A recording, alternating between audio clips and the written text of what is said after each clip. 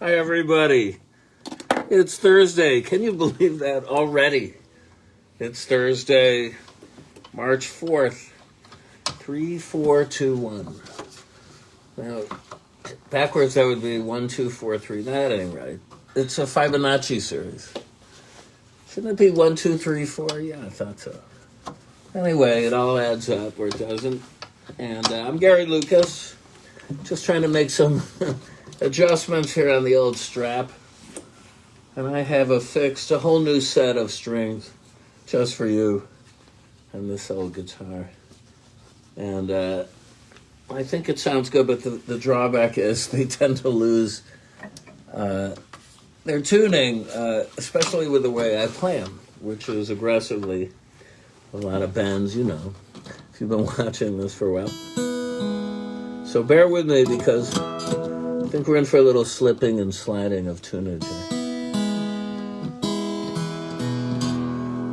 Caroline is busy in the kitchen doing KP duty, which is just wonderful here. And it's a real cold and blustery day in the West Village. Oh, well. Let's get right down to it.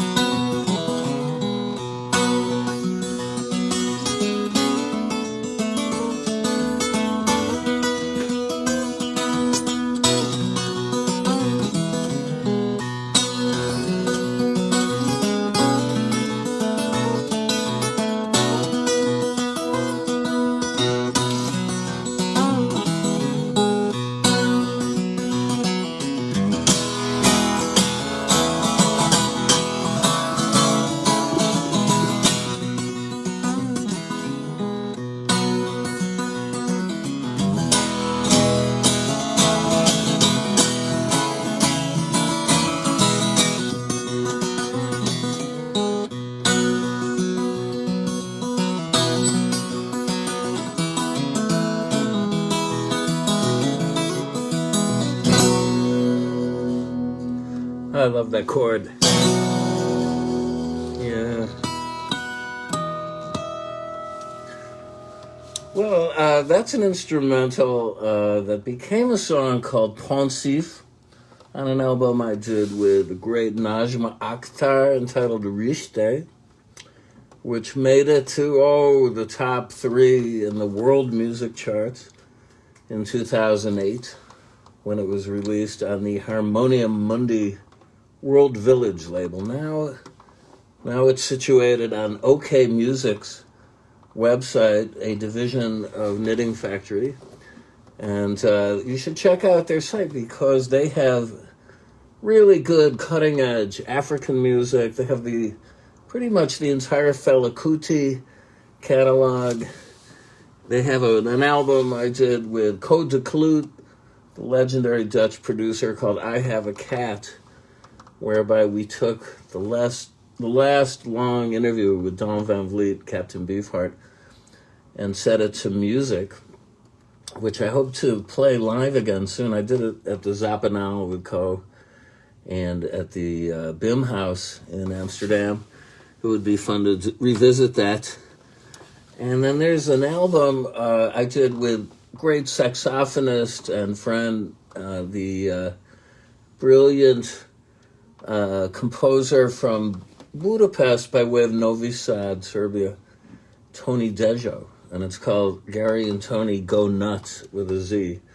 And I highly recommend that one. It's got such toe tappers as Trout Fishing in Trump America with a K, and some other good ones. Yes, the Great Syracuse Novi Sad Railway. That's another good one. I always had fun with my titles. And it's basically improvised madness that we did in the studio in Budapest, where Tony lives now, currently. A couple of years ago, and I hope to get back there too, because we have this other project, Pearly Clouds. Basically Hungarian psychedelic folk music. Did you realize that such a genre actually existed?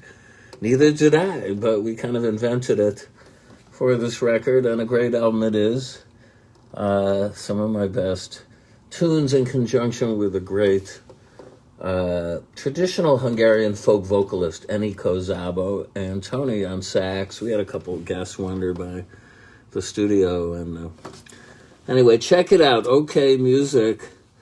And while you're at it, Knitting Factory has put out a really spellbound, no, I don't know, I can't really praise my own work too highly. No, not enough. No, I mean, I'm letting other people do it for me. I'm amassing quotes from all over the world, more to come. But this thing is ringing the phone off the hooks at the Knitting Factory office. And it's called The Essential Gary Lucas. And it's a double CD, 160 minutes of music, over two CDs, a generous dollop of Lou Cassiana. Caroline is fuming. What, did I say something? I deleted a huge... she just deleted a huge file on her new AirBook Mac. Fuck. Oh dear. I'm sorry. Censored. Yeah, I have actually a new Mac that just arrived yesterday that I got on layaway.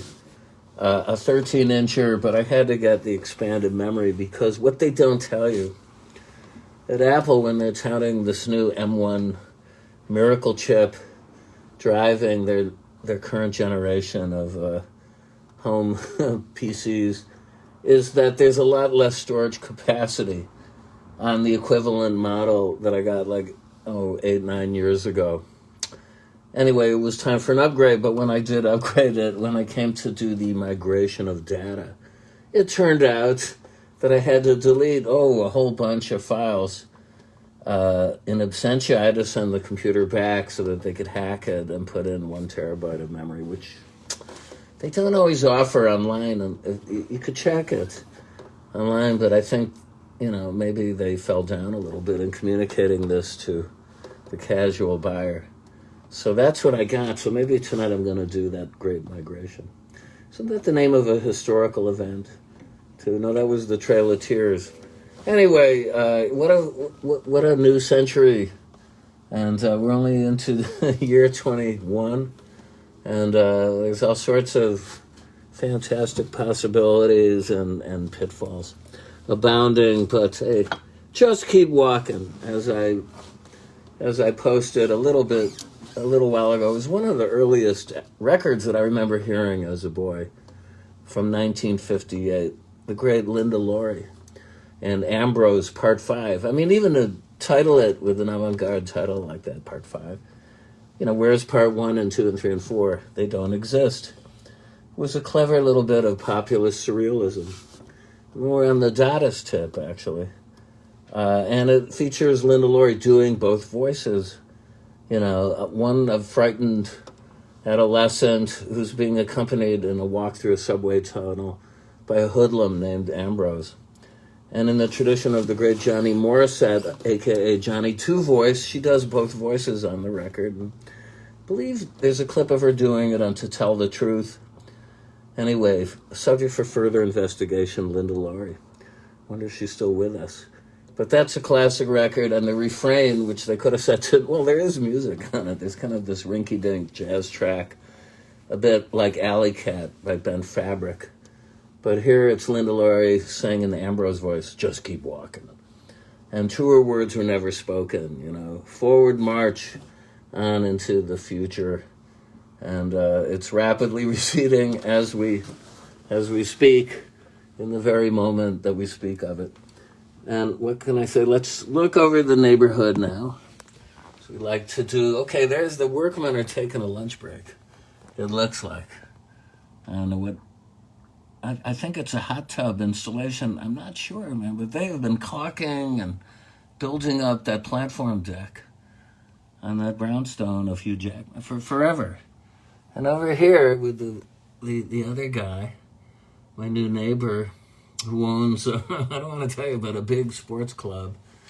And, they're doing nothing. They seem to have ceased activity on the building site. Now, it is a cold, blustery day out there, but you wonder, if they really, put their shoulders to the wheel, they probably could have built this thing up by now. I don't get it. All right, so also what's come through the transom, as they say, just today, is the latest news from the Wyndham Lewis Society, of which I am a charter member, and that is the Lewis Letter, which they publish a couple of times a year. And I was recently privy to a great Zoom meeting of the Society to hear a fascinating talk by two young female academics who are Lewis scholars, both of them, all about his great portrait of Iris Berry called Praxitella. Now, Iris Berry, I think I mentioned, had a couple of kids out of wedlock with old Wyndham, and then eventually turned up in New York City, where she was the first curator of film at the Museum of Modern Art. She wrote some books about it. She was the first serious film scholar really going, I would say, more or less. I mean, I can think of a few later ones, Ivor Montague, maybe, and, of course, great James Agee. But Iris Berry had the field to herself. Nobody really took cinema as a serious discipline until she came along. She is a controversial figure, though. I've read her biography, Lady in the Dark, which I would recommend. It's quite good. She's controversial, at least on the part of the avant-garde cinema in New York City, because she really didn't see a place for it in the canon at that time. So there was a lot of hostility, opposition to her among the crowd around, Cinema 16, and then the filmmakers cooperative, Jonas Mekas, etc. And I don't really know more particulars, but it's too bad because I think it's all, at this point, been integrated, and certainly there's a welcome place for experimental cinema in any sort of collection. What else do I have here? Okay, let's see. This is important stuff. Mighty important. Okay, the latest issue of Cineast. For my money, the only film magazine that matters now. I've heard that line before. This is their special focus on contemporary horror cinema. And the latest issue, I've been perusing it, it just arrived. My friend Richard Porton is one of the editors. We hope he's fine. No. And yeah, he's represented in there. And what can I say? I haven't seen any of these films, but I'd like to. At least some of them. Problem is, I've seen quite a few horror films in my day, and I find that they basically just keep reiterating and scrambling the same mythologies, which is a curse of, someone well-versed in pattern recognition. Because often I can't really relax to enjoy the things. It's just like, well, gee, this seems to have been lifted from this and that. And, it's the old anxiety of influence. Here's the New York Review of Books. This just arrived, the latest, the fiction issue. I definitely recommend subscribing to this journal. Always a good troll through the latest this and that. And here there's a whole article I can't wait to read about Roberto Bolaño's archives. The great Spanish writer, Roberto Bolaño. If you would like to read a fascinating novel, check out The Savage Detectives. And also 2066, that's a little grisly for me. Anyway, I'm looking forward to it. But then I want to get down to reading some actual books, of which I've got a few. Thanks to Jeff Roth, he just gave me a new anthology of William Lindsay Gresham, the author of Nightmare Alley, a collection of his short fiction, which I will attend to momentarily. But okay, so it's time for some more playing.